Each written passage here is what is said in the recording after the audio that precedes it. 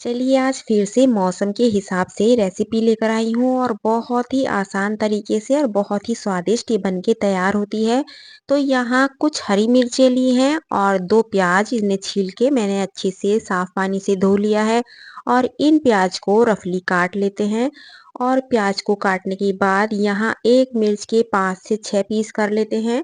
क्योंकि बड़े साइज की है तो मैं इस हिसाब से काट रही हूँ। आप देख सकते हैं बहुत ज़्यादा ना तो बारीक करनी है और ना ही बहुत ज़्यादा बड़े पीस करने हैं। तो यहाँ लेना है थोड़ा-सा दही। दही आपका खट्टा हो, ताज़ा हो, जैसा भी हो, दोनों तरीके से ये बन जाती है। तो यहाँ फ़िलहाल मैंने पहले पुराना दही यूज़ किया है और उसके बाद यहाँ जो ताज़ा दही था उसे मैंने इसी में मिला लिया है। 1 चम्मच लिया है गेहूँ का आटा और 3 से 4 चम्मच यानी कि आधा कप यहाँ आप बेसन लीजिएगा और यहाँ 700 ग्राम के करीब पूरा दही होगा। तो इन सभी को अच्छे से मथ लेते हैं। इसे मैं यहाँ दही से बना रही हूँ, आप चाहो तो मट्ठे से भी बना सकते हैं और 1 से डेढ़ गिलास मैंने यहाँ पानी लिया है। यदि आप मट्ठे से बनाएँ तो उसमें पानी डालने की आपको ज़रूरत नहीं पड़ेगी, क्योंकि दही जितना गाढ़ा है उतना हमें पानी का यूज़ करना पड़ेगा। तो यहाँ रख लेते हैं कढ़ाई, कढ़ाई में सरसों का तेल, जब तेल अच्छे से गर्म हो जाए तो इसमें मेथी दाना, काली सरसों, थोड़ा-सा जीरा, हींग और कड़ी पत्ता डाल लेते हैं। जब ये अच्छे से चटक जाए तो यहाँ प्याज और हरी मिर्चों को थोड़ा-सा भून लेते हैं।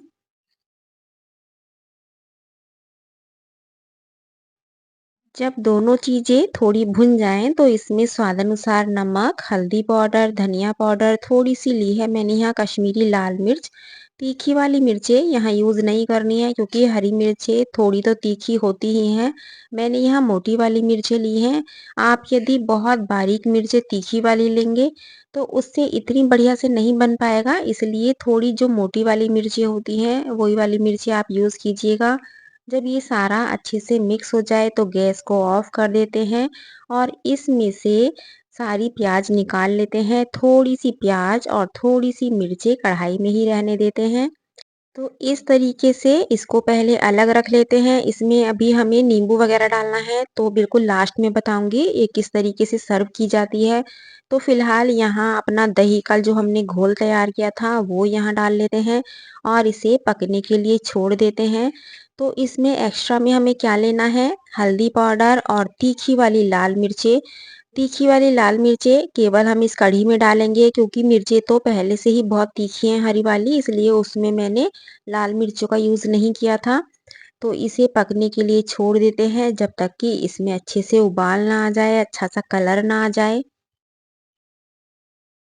तो आप देख सकते हैं बढ़िया से कलर आ चुका है, उबाल भी आ चुका है। तो जैसे कढ़ी पकाते हैं ठीक उसी तरीके से इसको कढ़ी को बनाना है। यहाँ हम कढ़ी तो बना रहे हैं लेकिन बिल्कुल अलग अंदाज में बनाएँगे। इसमें कोई पकोड़ा वगैरह नहीं डालेंगे। केवल इस तरीके से तड़का लगा के और इसे थोड़ा पका लेते हैं। तो अब हमें करना क्या है, इसे जब ये अच्छे से पक जाए, ऊपर आपको लगे कि थोड़ा-सा हल्का-हल्का सा ऑयल अलग हो गया है, आप देख सकते हैं। और कढ़ी भी पहले से कम हो चुकी है तो इसे अभी हम साइड में रखेंगे और इसके लिए एक तड़का तैयार करना है। उसके लिए लेना है हमें देसी घी।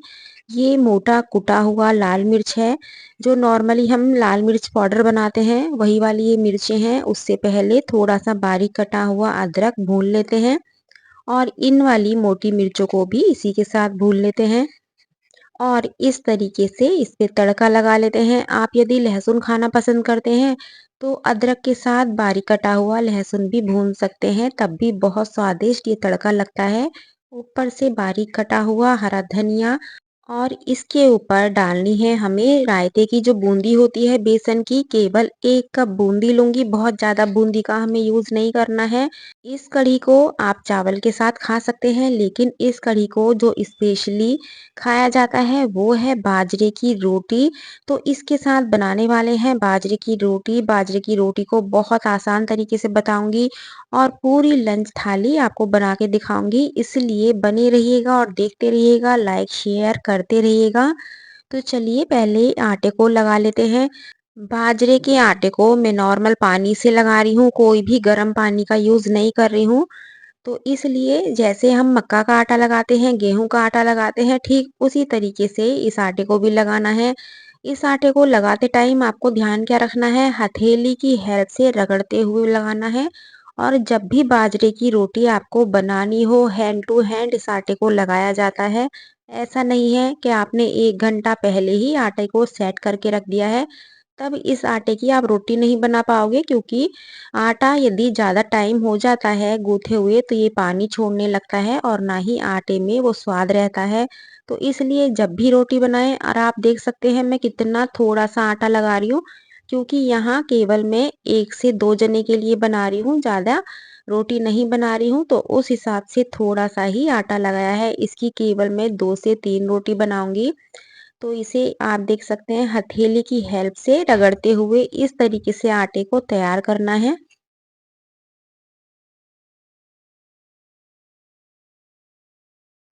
तो यहाँ रख लेते हैं तवा, और जितनी देर में तवा गरम होता है आपको करना क्या है, एक प्यारा सा कमेंट्स करना है कि आप कहाँ से मेरा वीडियो देख रहे हैं और आपको आज सब्जी की यानी कि कढ़ी की रेसिपी कैसी लगी है। तो चलिए पहले इसका पेड़ा बना लेते हैं, यानी कि आटे की लोई बना लेते हैं।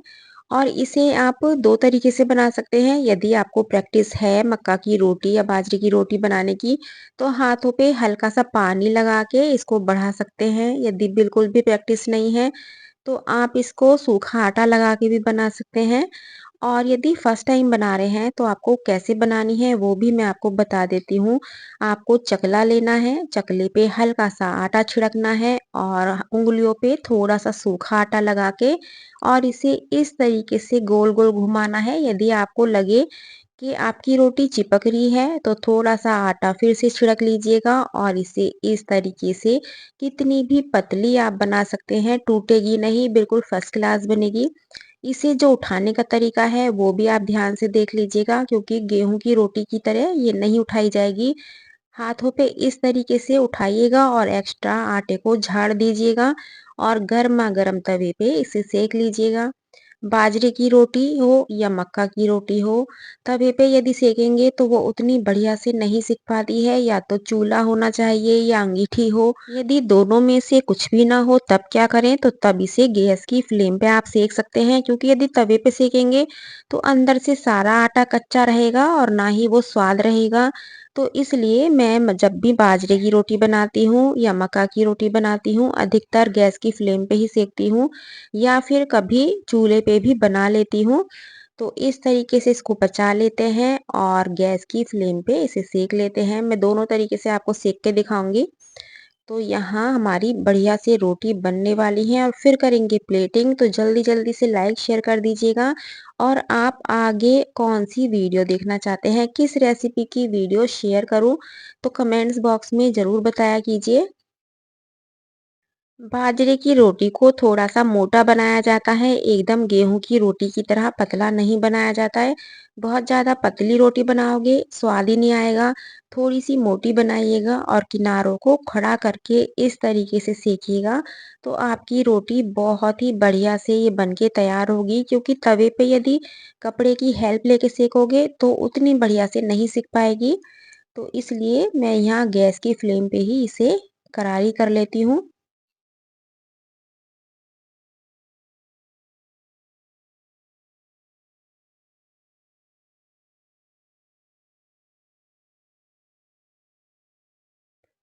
तो यहाँ बढ़िया से रोटी बन चुकी है, दूसरी रोटी को भी तवे पे डाल लेते हैं। आपने देखा कितने बढ़िया तरीके से बन रही है।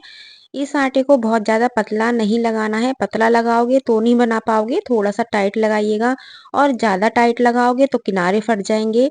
तो इस चीज़ का आप ध्यान रखिएगा, यदि आपकी रोटी के किनारे फटे तो आप समझ जाइएगा कि आटा थोड़ा टाइट है। तो उसमें हल्का-सा पानी का छींटा लगा के उसे दोबारा से मसल लीजिएगा। तो तवे की रोटी मैं आपको दिखा रही हूँ, ये देखिएगा उतनी बढ़िया से नहीं सिक पाएगी जितना कि सिकनी चाहिए, क्योंकि गेहूं की रोटी के अकॉर्डिंग मक्का की रोटी और बाजरे की रोटी थोड़ी हैवी होती है, मोटी होती है। तो इसे गैस की फ्लेम पे सेकना बहुत ज़रूरी होता है, या फिर चूल्हा हो या अंगीठी हो। तो इस तरीके से यहाँ मैं बाजरे की रोटी बना चुकी हूँ। अब कर लेते हैं प्लेटिंग। तो प्लेटिंग से पहले हमें करना क्या है, जो हमने प्याज और मिर्चों की सब्जी बनाई थी उस पे थोड़ा-सा लूँगी मैं यहाँ नमक और थोड़ा-सा नींबू का रस इसमें निचोड़ेंगे। इसे स्टार्टिंग में क्यों नहीं डालेंगे, यदि स्टार्टिंग में आप नींबू और आप नमक डालते तो प्याज का जो कुरकुरापन है वो आपका सारा ख़त्म हो जाता, उतनी बढ़िया से ये सब्जी नहीं लगती। यहाँ मैंने इसे कढ़ी के साथ बनाया है, इसे आप दाल के साथ भी बना सकते हैं, एक्स्ट्रा में और कोई भी सब्जी है उसके साथ साइड में बना सकते हैं।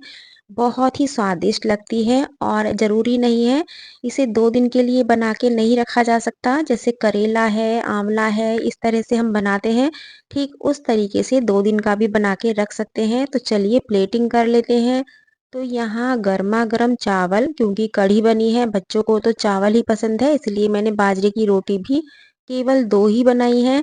और यहाँ आ चुकी है कढ़ी, जो कि बहुत स्वादिष्ट लगती है। कभी रायते की बूंदी की कढ़ी बनाइएगा और स्पेशली बाजरे की रोटी के साथ बनाइएगा, तो आपको वही गाँव वाला देसी खाने की फ़ील होगी और बहुत ही खाने में मज़ा आएगा।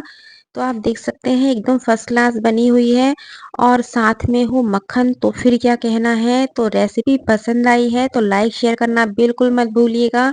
कल फिर मिलती हूँ एक नई रेसिपी के साथ। Thank you.